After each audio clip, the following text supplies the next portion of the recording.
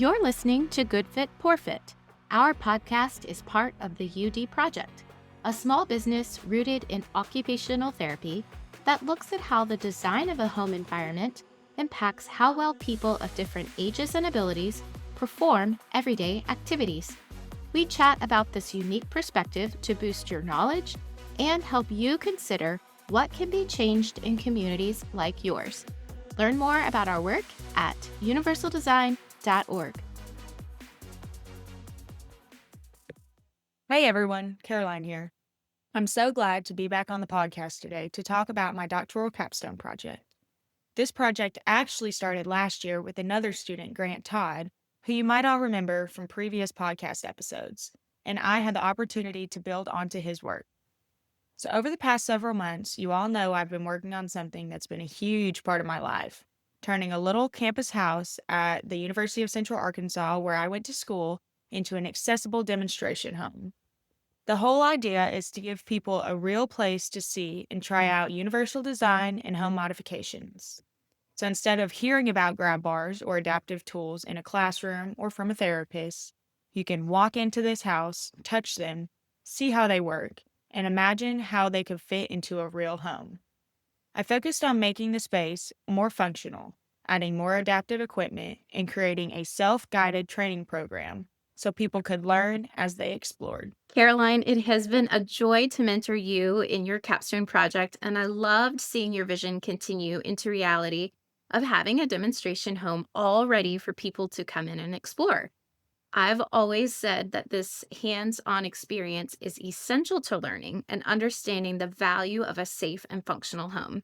That has been a dream of ours in our organization, and I love that you already had a space on your campus that you could revamp for this purpose, and even better to continue on from a previous project.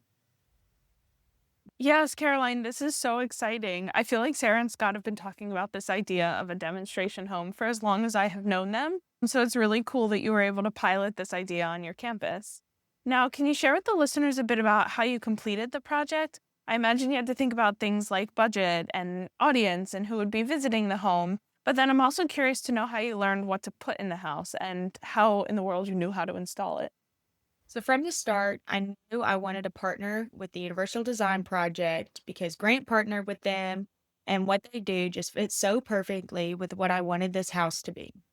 I worked a lot with Sarah and Scott throughout my capstone, taking the continuing education courses that they created, which I learned a lot more about universal design principles, adaptive equipment, and creative ways to make the spaces accessible without losing that homey feel. In between all of that, we had a lot of conversations. They give me feedback on what I was planning for the house, share resources, and help me think about the big overall picture. After taking some of those continuing ed courses they provided, I kept going back to the material again and again as a resource to guide what I wanted to find for the home. It wasn't just a resource I used occasionally. I used those courses almost like a checklist while I was making decisions about equipment, layouts, and what would be most useful for our visitors. That back and forth with conversations and their course content was huge in helping me make decisions that were both practical and affordable. Those weekly check-ins with Sarah always left me feeling more energized and confident, and like I had a clear direction for where to go next. That is so fantastic to hear, and I really love checking in and chatting about your progress each week and sharing new things with you. I'm glad to hear you explain how you use the courses as well, because that is exactly how we design them, as a resource and not just a one-time listen through. I'm so thankful that you found them helpful, and listeners, I'll link them in the show notes for you if you're interested in checking them out. The first one is free and has a lot of great info in it as well. So, Caroline, tell us a little bit more about your project. So another big part of making this project work was figuring out how to stretch a pretty tight budget. I did a lot of reaching out for donations, and I'm so thankful for the individuals and organizations who stepped up to help me. Pont Julio generously donated 6 high-quality grab bars that completely changed the look and safety of both of our bathrooms in the OT house. ICANN, the Arkansas Statewide Assistive Technology Program, provided equipment support through their donation program, which is a resource that all Arkansans have access to. I also spent a lot of time bargain hunting, checking local shops and online marketplaces for discounted adaptive equipment. Those finds added variety and kept the house stocked with practical items people might actually be able to afford themselves. Working through all those channels not only stretched my budget, but also showed me how resourceful OTs can be when helping clients in the real world. It was so fun getting your messages, showing me all these things that you bought from grab bars and little organizers, so I loved seeing all that stuff come through. And you were so resourceful, like you said. It is reality, though, isn't it? I'm on some of these groups online often, and people are asking if anyone has any extra equipment that they can put in their home. From buy nothing groups to local thrift stores, oftentimes you can snag some of these things pretty inexpensively, especially when you just really need it like yesterday. You just need to know what the options are out there to ask or what to look for. So, I also wanted to mention that each state should have an assistive technology program that does different things from providing resources, equipment, and loaner programs, just like the ICANN in Arkansas. The one here in Virginia is VATS, VATS, or the Virginia Assistive Technology System. So, wherever you are, check to see what your state program provides. Oftentimes, many people don't even realize their state offers help with equipment and assistive technology. So, be sure to check that out. I definitely agree with all of this about Caroline's resourcefulness and of the use of AT centers. I actually just moved to New Jersey, and this was a great prompt for me to check out what's available in my local area. And it looks like there are actually several options around me. I'll admit I haven't had time to dive too deep into them, so I don't want to give any recommendations prematurely. But it does seem that there are lots of opportunities to get in touch with these assistive technology resource centers. Now, Caroline, can you take us through the home and tell us how you added to Grant's project? I know we've got some pictures in the show notes for people to see, but could you describe it as well? Yes, I'm going to break down each room like you would be walking through the house. So, in the entryway, we added brighter lighting, a small threshold ramp to an already existing ramp that was there to show how simple changes can make a big difference. Good lighting is key for preventing falls, especially at night or for people with low vision.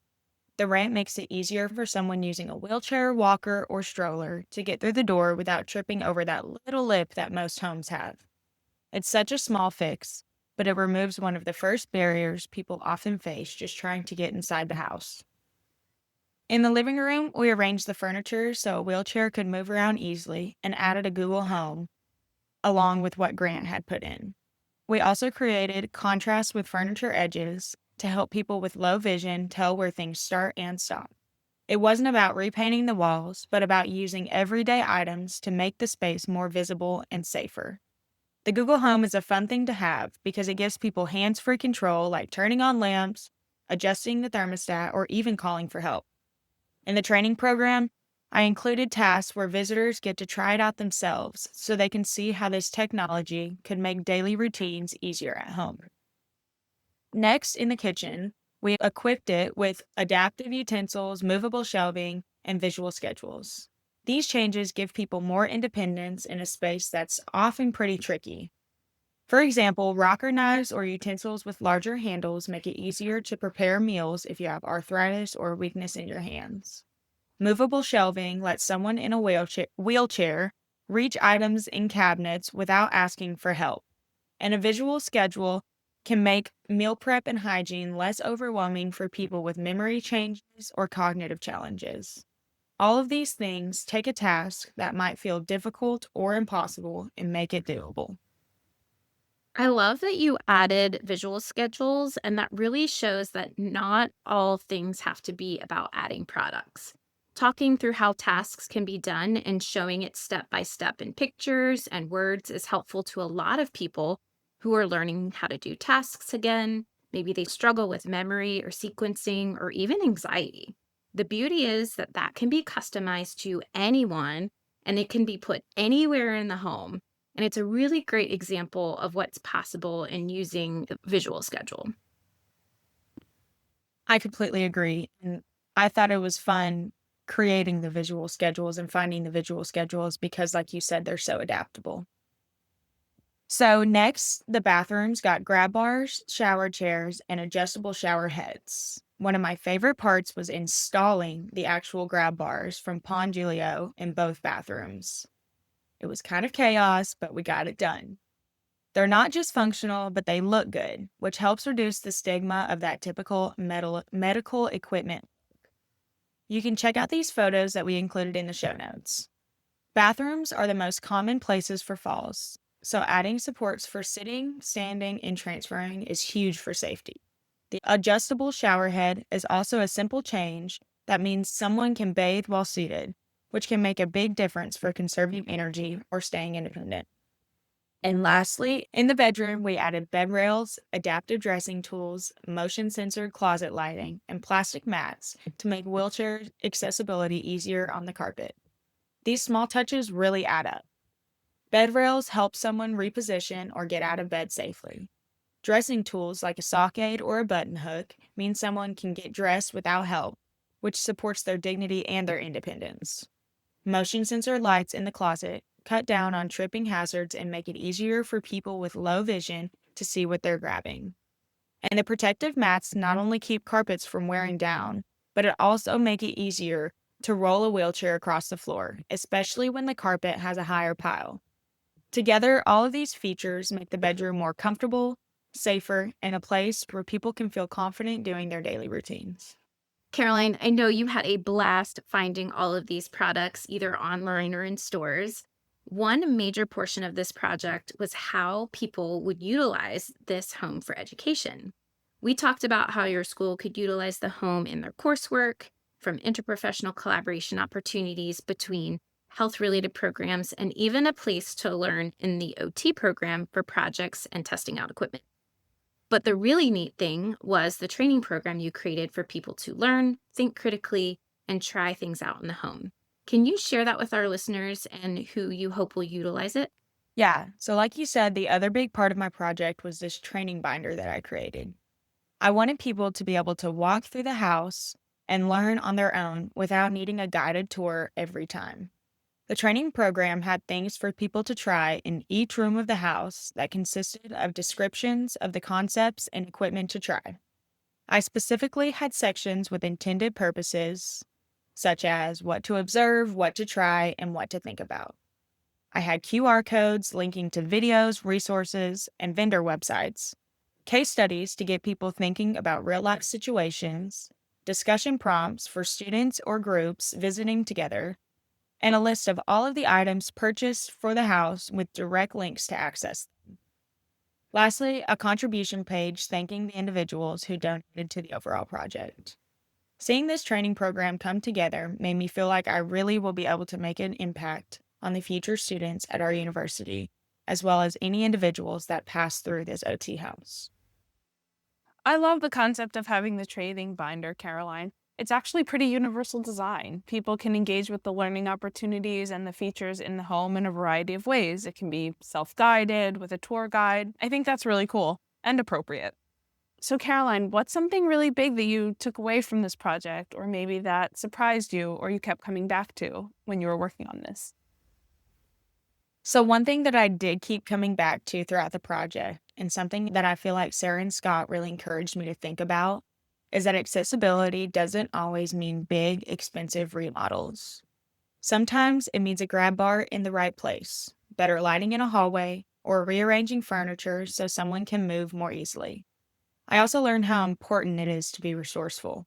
My budget was really limited, like I said before, so I had to get creative, looking for discounted items, reaching out for donations, and focusing on changes that anyone could realistically make in their own home. There were definitely moments I felt overwhelmed, especially when my to do list seemed like it was never ending. But I focused on the big vision and what I wanted the overall outcome to be, and that really pushed me to finish strong and have a successful ending to this 14-week project and the last 3 years of OT school. I'm so thankful for Sarah and Scott's guidance along the way.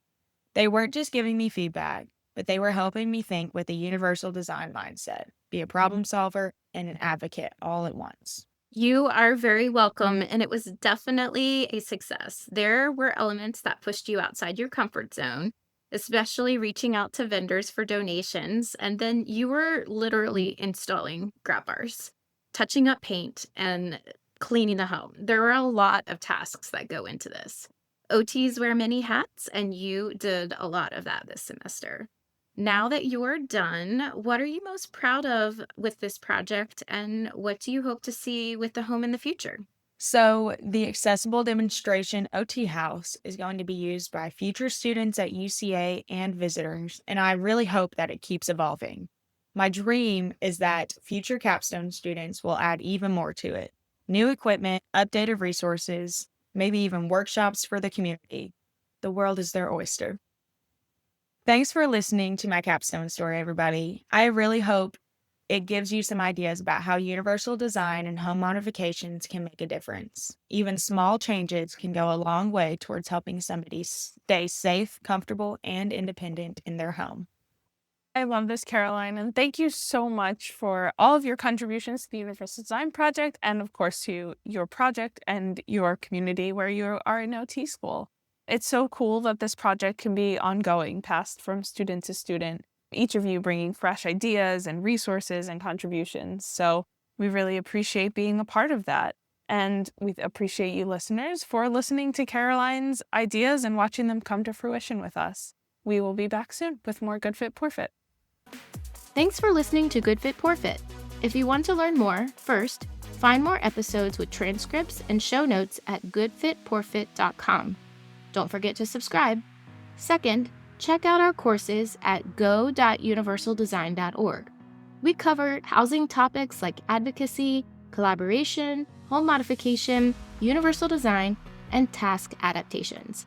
Lastly, if you have questions or topics you'd like us to discuss, email us at podcast@universaldesign.org. Thanks for fitting us into your day.